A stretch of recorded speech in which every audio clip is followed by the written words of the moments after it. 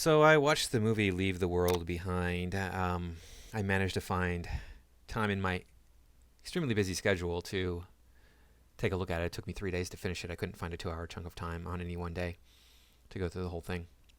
And is it woke? It's a big question, right? People, they're all up in arms right now. You see people saying, "Oh, the line about like don't trust white people. It's all woke." I don't know that it's woke, to tell you the truth, honestly. So before we get started, please remember to like, comment, share, subscribe. Make sure that you're still subscribed because YouTube does unsubscribe people every single day. There are major spoilers ahead for this movie. So we're going to dive in here. It is about something happening. It's a breadcrumb movie. We don't know what's happening, and they leave you little breadcrumbs, and you're supposed to figure out what's happening. However, they do a piss poor job of it. I've never seen, as far as I can recall, I've never seen a good Netflix movie. There's a Netflix movie, and Netflix movies do not follow the 3-act structure. They're like slice of life movies, which I want to see something that has a beginning, middle, and end. Typically, I mean, slice of life is good every once in a while, but that's all that I ever see really out of Netflix. So it's pretty much not worth checking out unless you want to kill 2 hours. It's not worth it. It's really not worth it. This is the number one movie in America right now. I heard on the news just yesterday. This is the number one movie in America right now. I'm like, well, really, this? But this is the buzz that has been around this movie. There's enough buzz that people want to see it. People want to know what it's about. If you haven't seen it, don't worry. I don't have Netflix. I did manage to see it for free. The thing with the breadcrumbs is you can't figure out what's going on because I'm pretty well educated. I keep up on things. I read things. I research. I do as much as I can to kind of keep in touch with different things in the world, such as, before we had penicillin, if you had a cut to keep it from getting infected, you could put sugar on it. Honey especially was useful. Did you know that? Maybe some of you did know that, but I'm sure a lot of you are like, what are you talking about? This is like news to me. Yeah, these are just random factoids that I could just spew out because I've done so much research over the years that I know weird stuff, and I could not follow the breadcrumbs in this movie. And I don't think you're supposed to be able to follow the breadcrumbs in this movie. And the reason you can't follow them is because they're so disparate. You're like, what's going on? I don't know. I mean, GPS goes down. Satellites go down in the movie. We know that. We got that part. Cable and satellite are gone. Okay. What else is not working? Well, we find out early on that the power is out in New York City. Okay.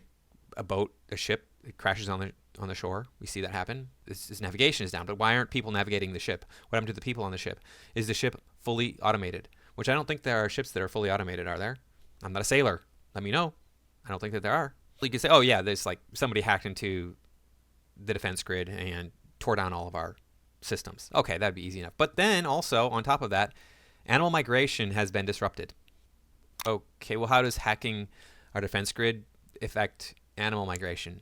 So Leave the World Behind is about going on vacation. That's what it is. So they're going to have a weekend getaway. They rent this house. It's a, Airbnb sort of thing. They rent out this house for the weekend. Really nice house. Extremely nice house. Kind of house that I would like to have. And there's all these deer that show up. That was like hundreds of deer that show up. Mind you, they managed to not damage any of the foliage. It's because they're CG deer. They're not real deer. There might have been a few real deer for the movie, but they didn't wrangle hundreds of deer to just like let them loose on the backyard of this property.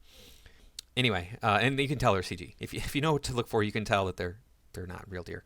Why are the deer acting so weird? You can see here in the poster that there's a deer right there. There's a buck back there in the background. What does that have to do with hacking the GPS? What does that have to do with the cyber attack on the United States? What does that have to do with countries coming together and planning to disrupt the United States to the point where civil war erupts in the United States, and then they can come in and pick up the pieces, and the United States is ruined, and they can have all of the resources and land that is left over if they want. So there's also this weird noise that's emitted, this really loud noise. And now, I'm not saying this is not a thing that would be done in warfare. They said it's some sort of like microwave beam or something, but I've never heard of that sort of thing. So I don't know everything. I'm not saying that I do, but that's something that I had never heard of. So that was a breadcrumb that I was like, I don't know.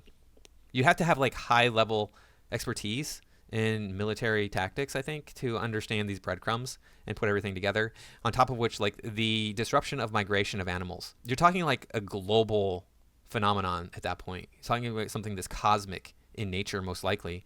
It could be terrestrial in nature, but yeah, that's not something that's going to happen if some countries get together and go to war with the United States. So it doesn't really make sense in that regard. Very, very silly sort of premise, really, what it comes down to. The acting was fine. The characters, are they woke? Well, we can take a look at the famous line here. I'm asking for you to remember that if the world falls apart, trust should not be doled out easily to anyone, especially white people. Even Mom would agree with me on that.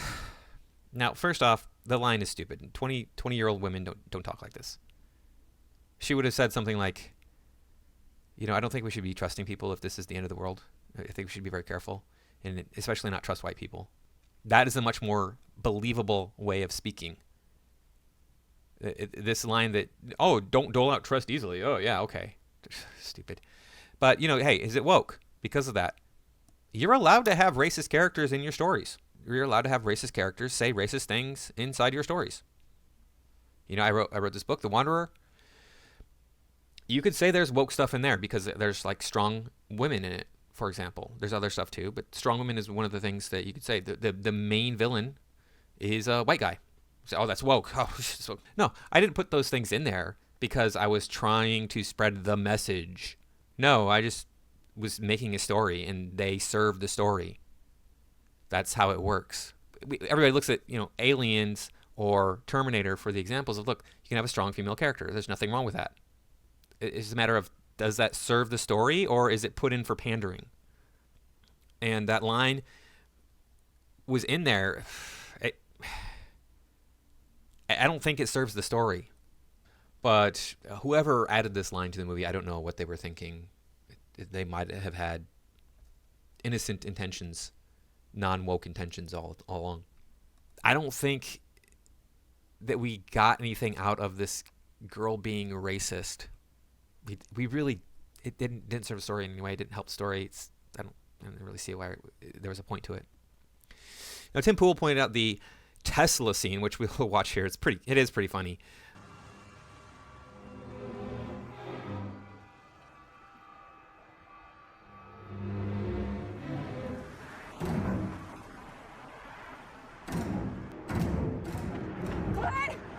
Clay, get in the car! Why should we wait, talk to him? Get in the fucking car right now! What are you doing? Should we flag them down? Maybe they know something. No one in that car! Mom, I let this car go.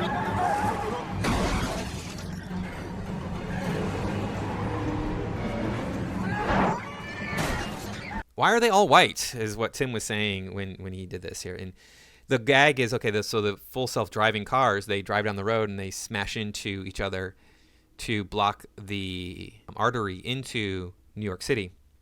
I don't think this is the artery directly into New York City, but it leads to the expressway or something. The thing is, they're full self-driving, so they wouldn't be smashing into anything, right? They have the radar. I mean, even these not full self-driving cars today have a radar that goes out and will slow you down if you get too close to a car in front of you. My car, I don't know if it has that specific feature, but it does have a warning that goes off if I get too close to the car in front of me. It's super annoying. So that technology is already out there. It's not going to. This wouldn't happen in the show. It would not. These cars will not be smashing into each other. And the thing is, why are they all white? Is that a subliminal thing saying, look, the white ones are the bad ones? And that may be what the writers were thinking. I don't know why they have white ones. They probably did not purchase all of these Tesla. They were probably most of them CGI because, again, Teslas are expensive, man. You only like 20 Tesla here for this shot. And they're all smashed up. They're all ruined. These were all destroyed. So you had to buy them. That's a lot of money just to toss into some Teslas, some cars for your show. Because when they pan out, they show different colors of Tesla because, Tesla come in a variety of colors. They show red, white, and blue Teslas. And I think they're trying to say, look, this is an allegory for the smashing, the destruction of America. I think that's what they're trying to do there. I don't know for sure.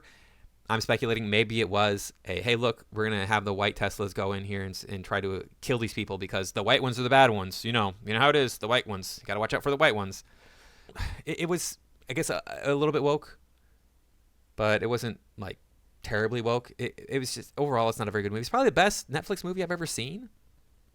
But that's not saying very much because, wow, the movies that I see coming out of Netflix, it's like I couldn't even watch Cuties. It was so boring. I had to like start doing something else and leave it on in the background while I was doing other stuff. And it's just like, this is just stupid. It wasn't really in the background. I have 2 monitors. It was right here on one monitor while I was doing stuff on the other monitor.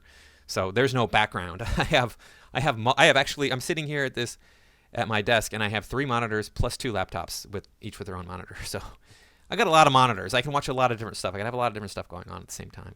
Yeah, I don't really think this is worth your time and trouble, like I said, and I don't really think it was that woke, maybe a little bit woke, but go ahead and check it out if you want to. And thanks for watching again. This is your palate cleanser.